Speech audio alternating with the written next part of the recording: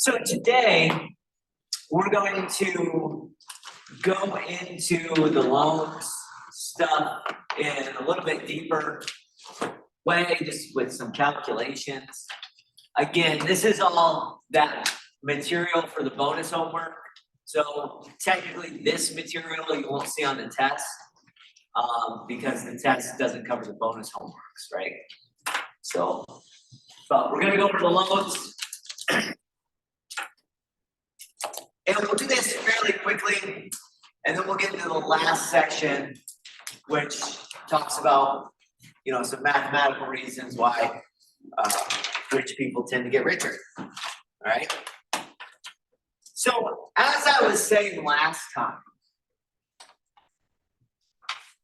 as I started with last time, when you view a loan, in some ways, the bank is trading you a lump sum amount now for an annuity, right? You're paying the bank in every month. That's kind of like an annuity. And the bank trades you some lump sum now for that. And the way it works is at the end, that those amounts that you pay into the annuity, that annuity's ending amount is going to have the same ending amount as the lump sum. All right. Again, almost all loans work like this. You either pay every year or you pay every month. And then the diagram that we had on the board last time was this. I don't know if I drew an arrow or not. I'm going to draw an arrow today.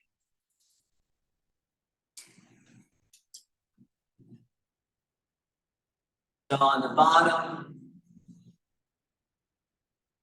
we put an annuity. And remember, the formula for that is take your payment, 1 plus R over M to the MT minus 1, all divided by R over M. So we're putting in these payments each whatever month, each year, whatever they happen to be.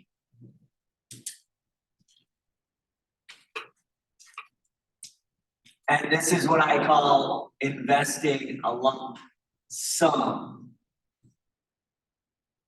where the final amount is given by P1 plus R over M to the MT.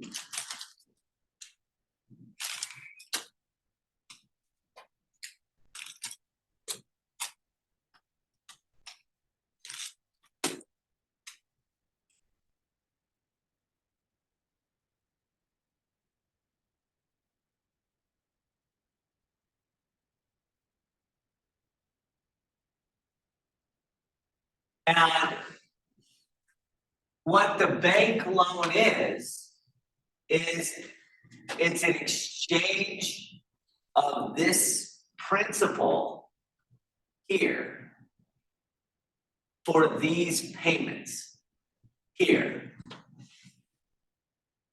And the way they find how much a lump sum, how much I will loan out to you,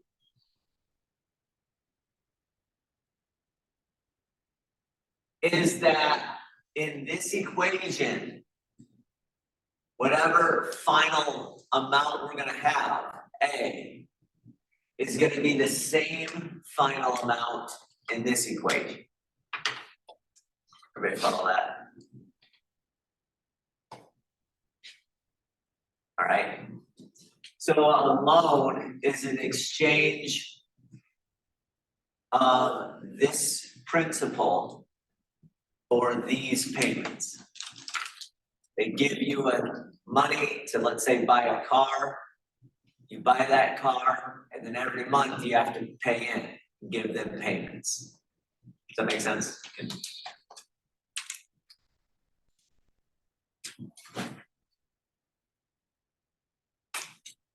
So there you go.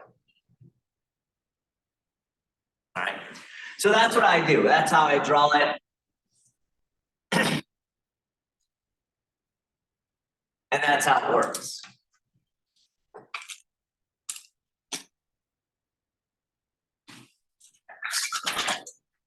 Now the basic questions, and I'm only gonna do 2 questions today.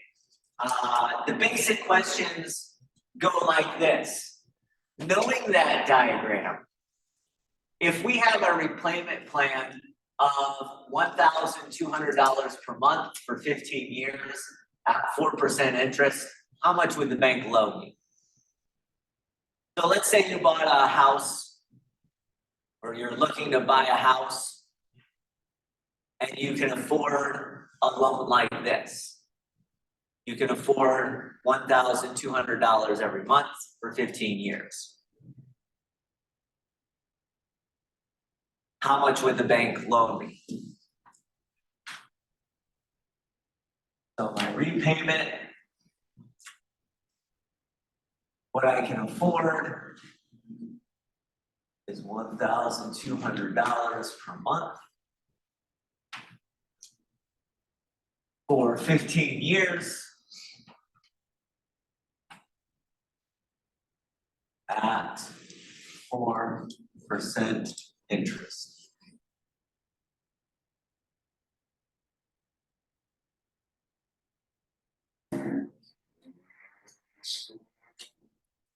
All right.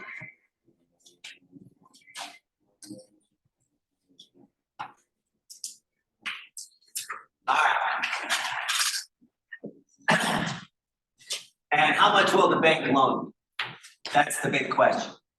How much will the bank loan?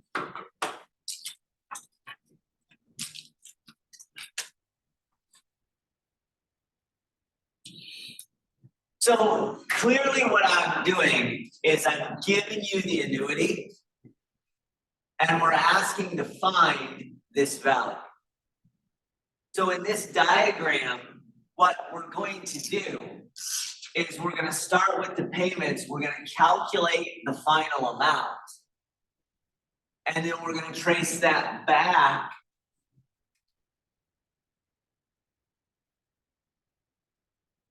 using this equation to find the P.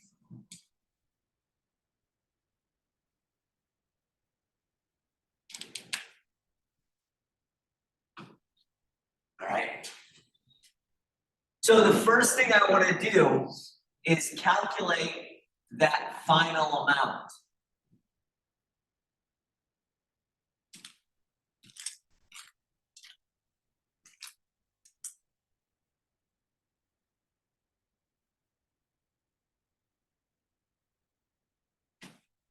That number over there on the right, the A. The payments are going to be $1,200 per month. Since it's per month, that means the M is 12. At 4% interest, that's an R of 0.04. Since M is 12 and we're doing this for 15 years, our exponent is going to be 12 times 15 minus 1 divided by 0.04 over 12. Notice again, all I'm doing is calculating the annuity. So I calculate the final amount for that annuity. The final amount that's going to be worth in 15 years. We've done this last time. Remember when I plug this in, I always start inside. So I calculate the numerator first. That exponent, by the way, is 180. 12 times 15 is 180.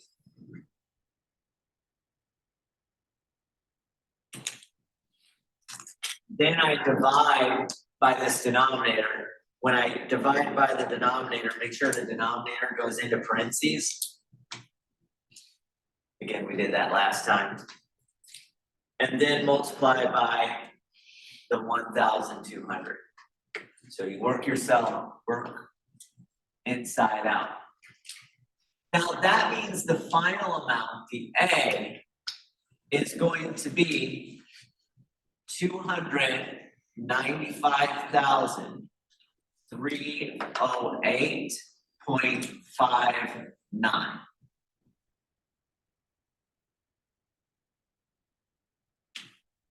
Now remember, that's the final amount. That's not what the bank is going to loan me. The bank is going to loan me the present value of that final amount. So I have to trace it back. So I started here with my annuity. I calculated there. Now I trace it back to the present value. And so my next step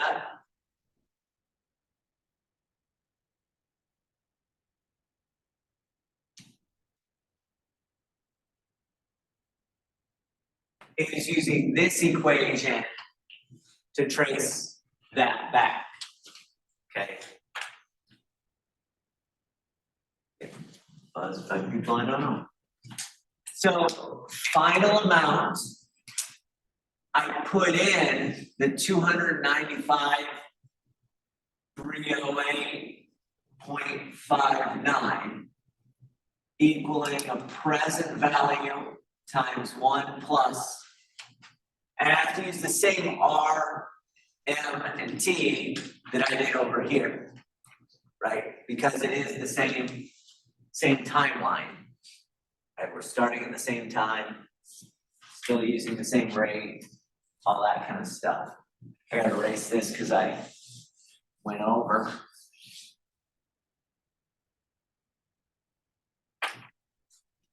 So 0.04 over 12 to the 12 times 15, again, that's 180. And so I just have to divide by that number to get my present value. So I take that 295,308.59 and I divide it by 1 plus 0.04 over 12 to the 180th power. And I end up with a P, which is 162,230.58. All right. That means in exchange for these payments, the bank will loan me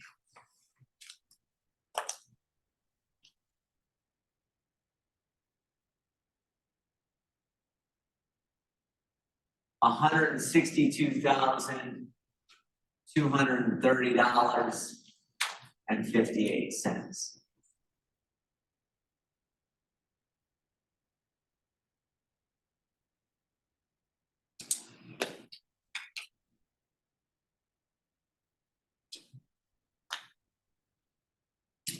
Everybody okay with that? So every time you're doing that diagram, and the loan is always an exchange of a present value for a lump sum versus a bunch of payments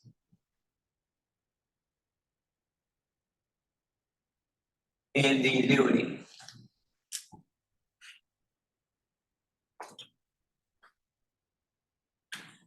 Is that right?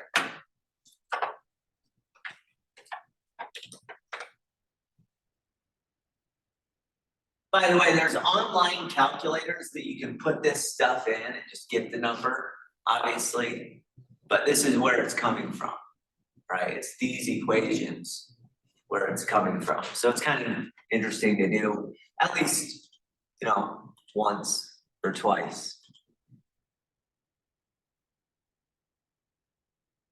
Now, we can also reverse this and say, what if I want to buy a house and I need $150,000 loan in order to buy that house?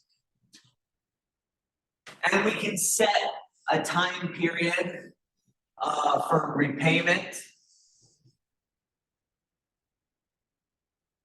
We can set an interest rate and say, well, if I want to pay every month, how much would my payments be? Right? So we want 150,000.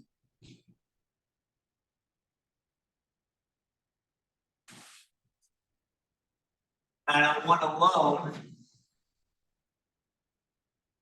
for 10 years at 5% interest.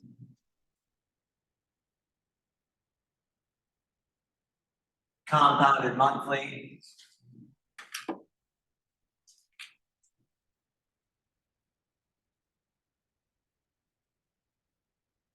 Find the monthly payments.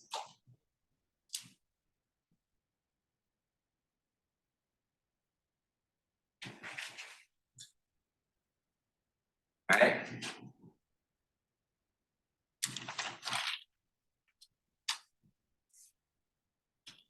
Let me go through this one.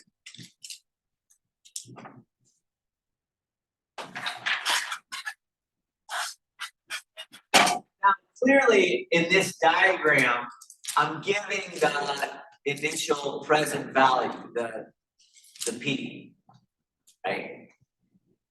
So in order to solve this one, we're just going to trace the diagram in the reverse direction that we did last time. Okay. We're going to start with the P and get the payments. So again, we'll calculate the future value .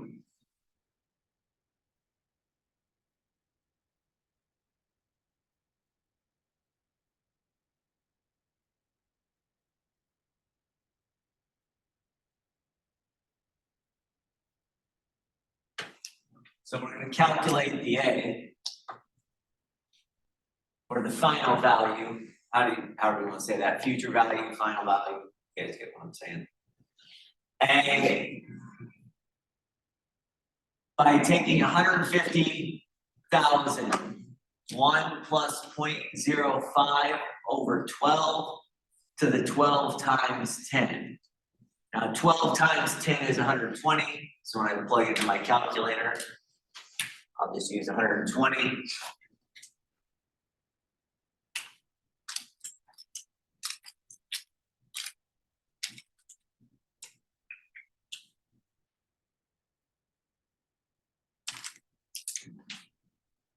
I get a final value, or A, which is 247. Oh, I wrote there. Yeah, 247,051.42. That's my value here. Right, my future value. My final value in this equation. If I want to figure out the payments, then I can calculate the payments using the annuities formula with A as my A in my annuities formula.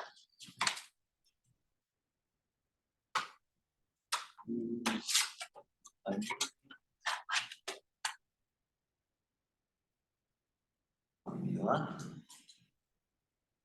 to find payments.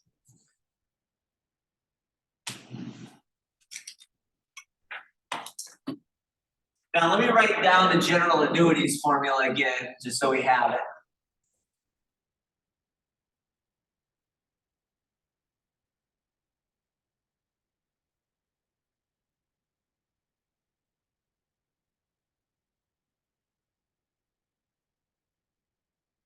Okay. There it is. So I put in this number for VA.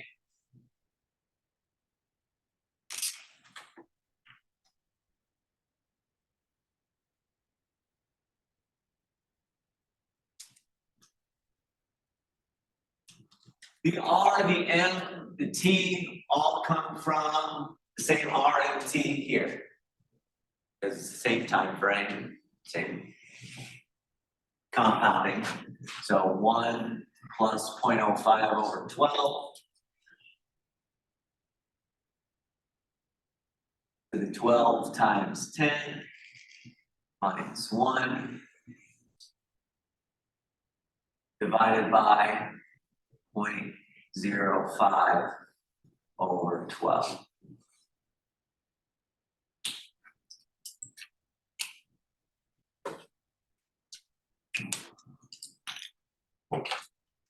I apologize. I didn't write the decimal place. Is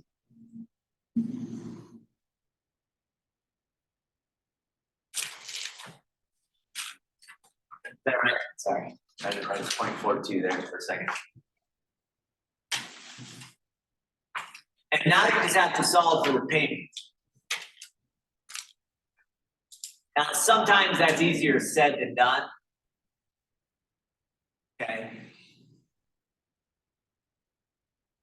Sometimes that's easier said than done. I want to give you a way to do that on your calculators. All right, some of you have the TI-84, some of you have the TI-30. That's okay, either way is fine.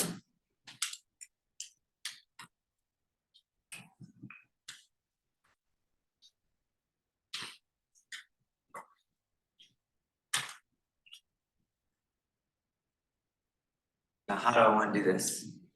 There's multiple ways of doing this on your calculator, okay?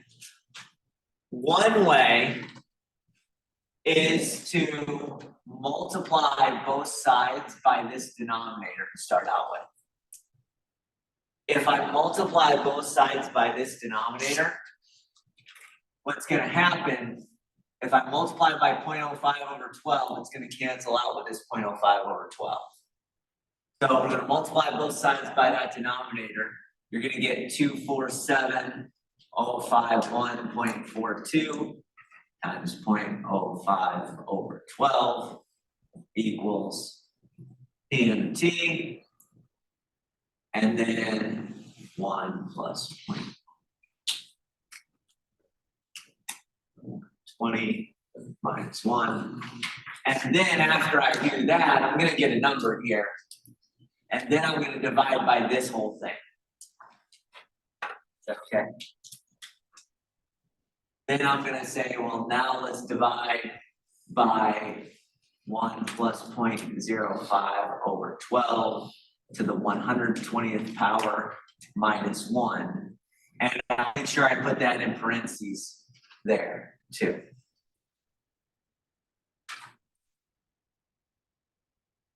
So I multiply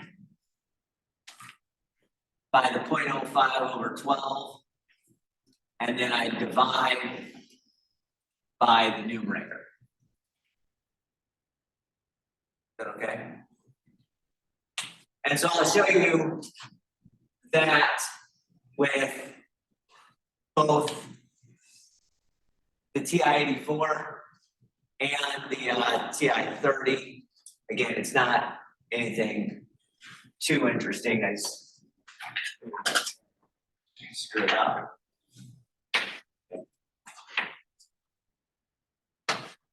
So with the TI-84, I take 247,051.42. I multiply by, in parentheses, 0.05 over 12.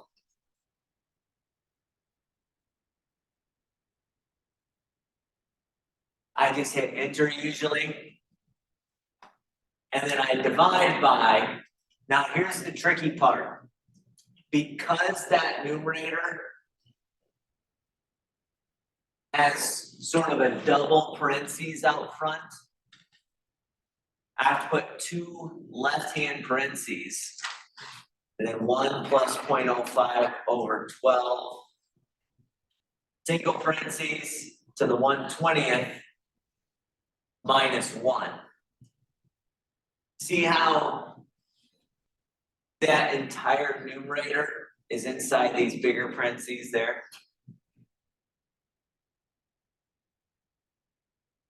And that gives the payment. So the payment per month will be $1,590.98.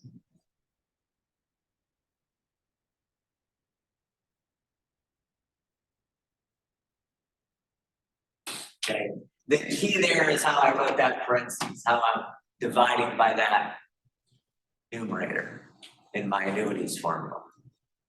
Everybody okay with that? How do you get the brackets again? Brackets, Yeah. the parentheses, I just use these Oh, above the 7 and the 8. Is that what you're saying? it doesn't matter if we type in the brackets. What do you mean by brackets? You're using, Your brackets on the outer edge of inside of the outside the parentheses are just a second set of parentheses. that's just a second set of parentheses. Yeah, that's just two. So that's two sets of parentheses.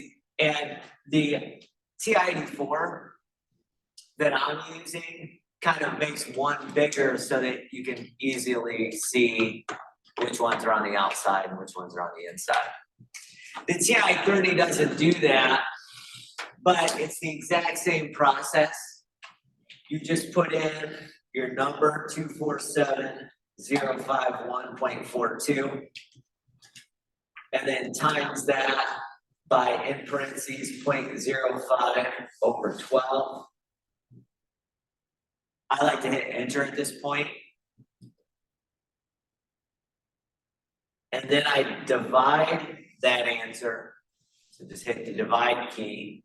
And then once again, make sure you put double parentheses to start out with. 1 plus 0.05 over 12 to the 120th power. And then don't forget to subtract 1. And then finally end that parentheses. So one of the parentheses goes to there, one of the sets comes after you subtract 1. And I hit enter, and sure enough, it's the same thing either way. Just the display looks a little bit different. Is that right? So if you are doing that bonus homework, that's the way to do that. Okay.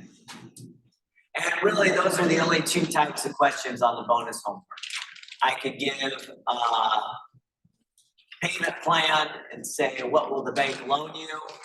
Or say, I need a loan of this amount, what will the payment plan be?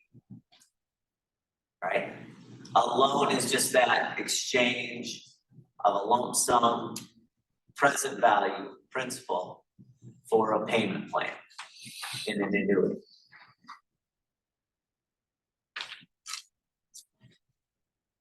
All right. Everybody get that?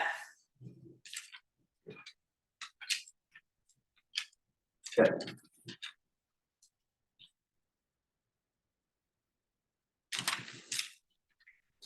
Now, the last section I want to mention is this section which I have entitled Why the Rich Get Richer. We're going to look at some of the principles that we've seen throughout, some of which I've already mentioned, and some of which I haven't explicitly mentioned, but are embedded in the formulas. And we're going to take those principles and just mathematically ask ourselves, does it make sense that people who start out with more money end up with more money? Okay. Well, one of the reasons and one of the principles that we've seen earlier is just the simple concept of multiplication. Remember that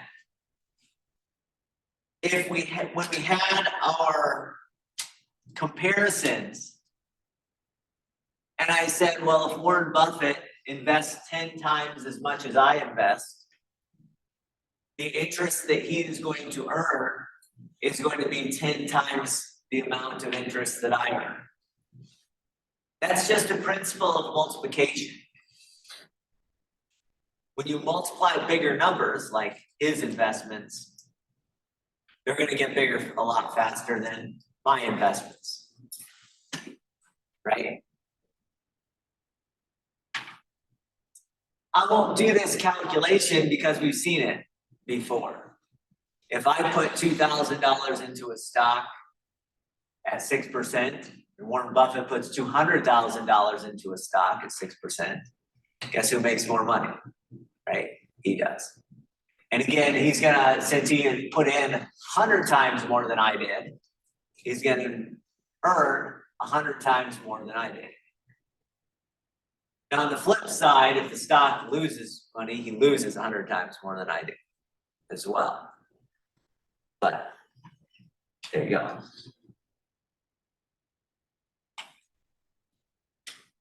And that's what this impact is. If the person who invests the most, if things grow, reaps the biggest reward. And if investments depreciate, they lose money, then those who invested the most lost or will lose the most. All right, that's the big multiplication principle. So it makes sense why he will make a lot more in the stock market than I do. So one principle is just starting amounts, people with bigger starting amounts. Another principle is the idea of exponential growth versus linear growth.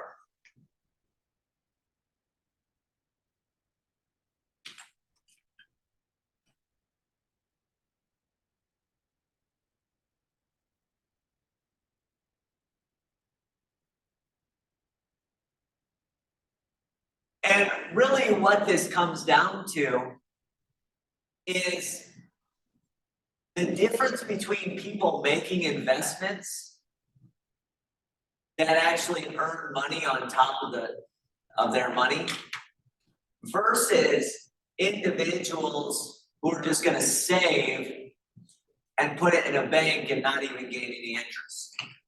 Does that make sense?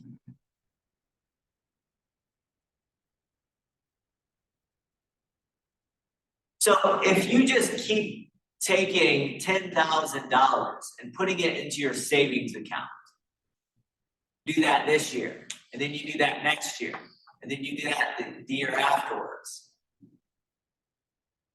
You're going to have 10,000 plus 10,000 plus 10,000 roughly. Okay. But the person who invests is going to put 10,000 down. And that $10,000 over the next couple of years is going to gain interest. And the next 10,000 they put away over the next year gains interest. So they're going to end up, by gaining interest on that money, they're going to end up a lot better off than the person who just put it away and, quote, kept it safe. That makes sense, and did nothing with it.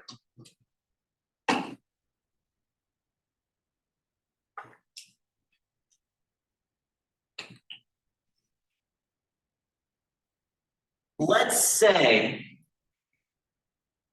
we do this. Let's say I have $100,000 in the bank. It'd be nice if I did, but. And I just keep putting away $20,000 every year.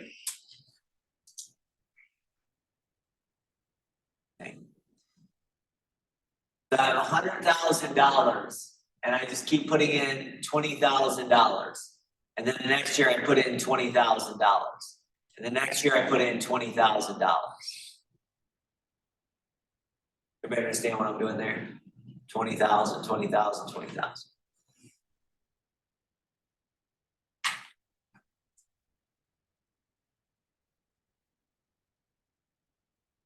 But somebody else, instead of putting away 20,000,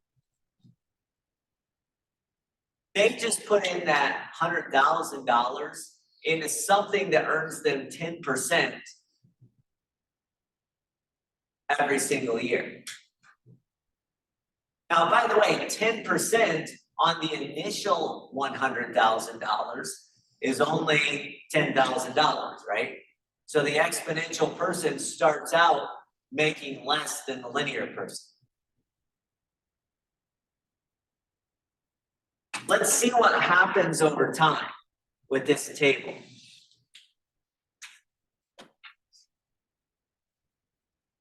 I think I can do this.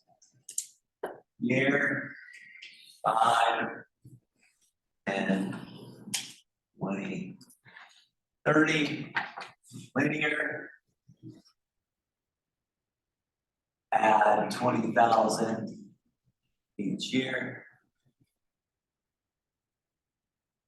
Exponential. Add 10% each year.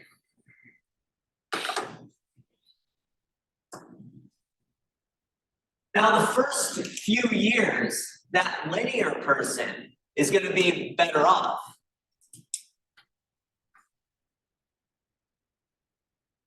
Right? So, for instance, if you start out with 100,000, both of these start out with 100,000, and you add 20,000 for 5 years, what I'm going to do is we take 100,000 plus 20,000 times 5. If 20,000 is multiplied by 5, because we're doing it for 5 years. So after 5 years, this linear person has $200,000.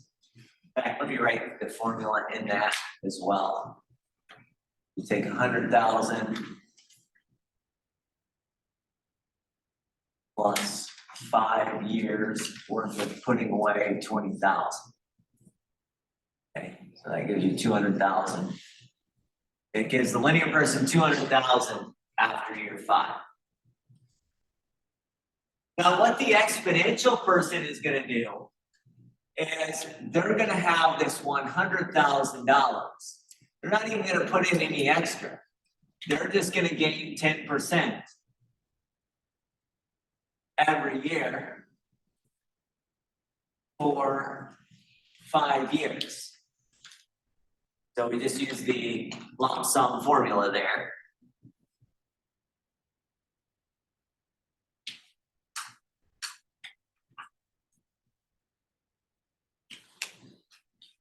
And at the end of 5 years, the linear person looks like they're doing great.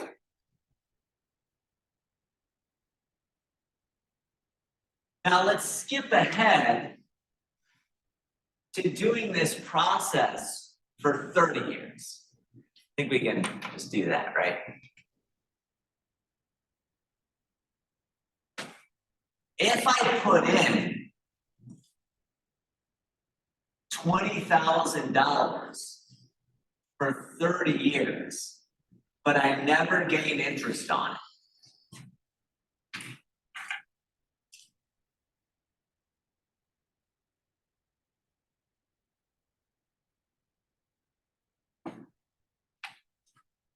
I'm going to end up with $700,000.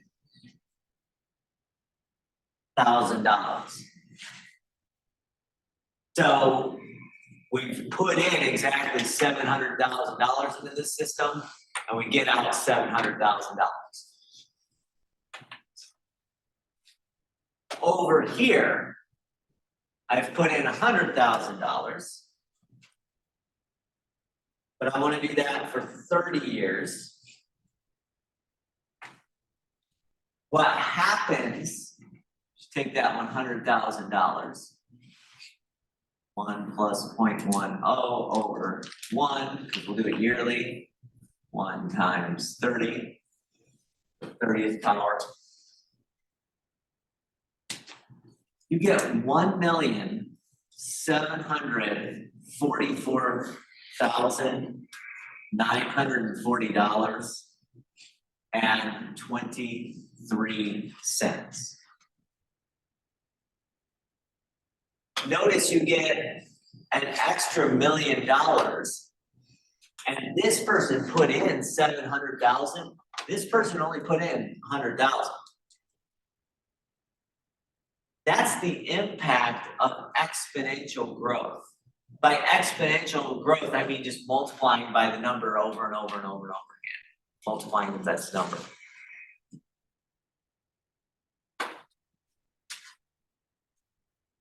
And that's what happens, that people who are investing their money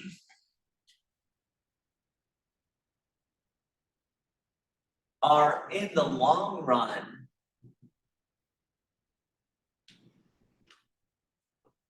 out earning the people who are just putting in and saving and never letting it go. You know, never putting it into investments. That makes sense?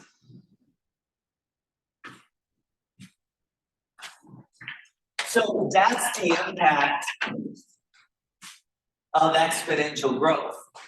And you can see, if you're trying to save for retirement, why people say put your money into, you know, in stocks and bonds and things like that, that will gain interest.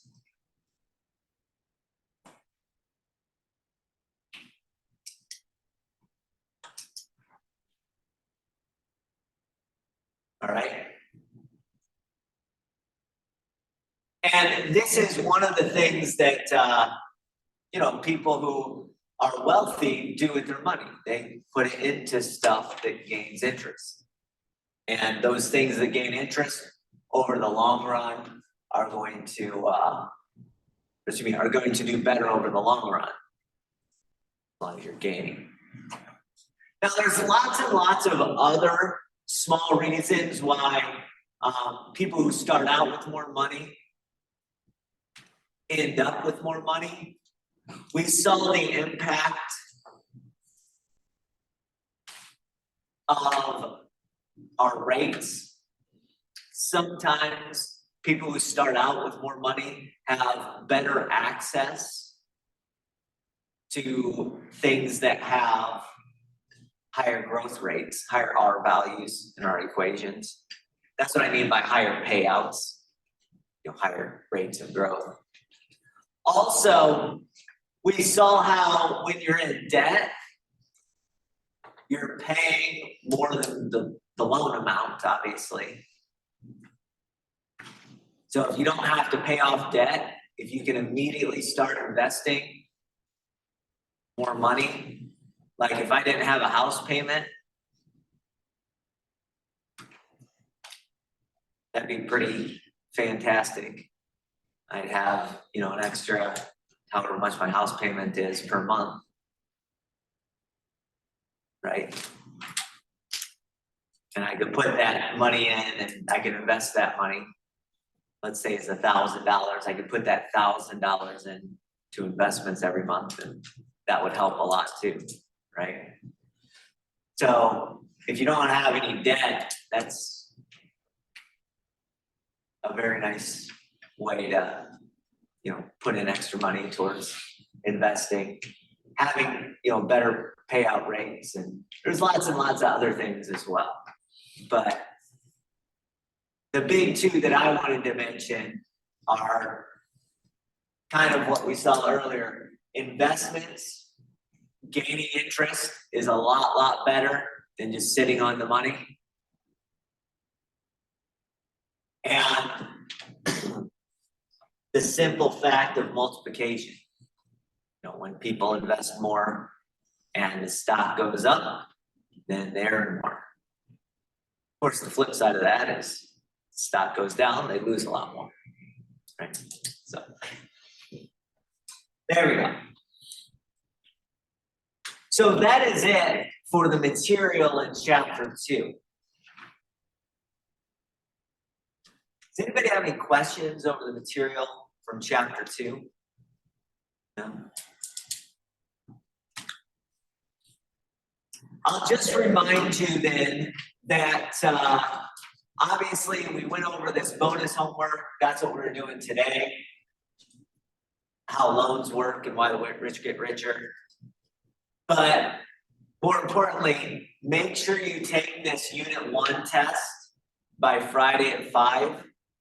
And again, if you can't get it done by Friday at 5, send me an email and I can give you an extension or something. But I'm going to keep it up as Friday at 5 because we didn't do any material today that you have to understand for the test. Does that make sense? The loans and the why the rich get richer, that stuff I believe is not on the test. All right? All right. Well, other than that, good luck on the test, and I will see all of you next week. Have a nice weekend.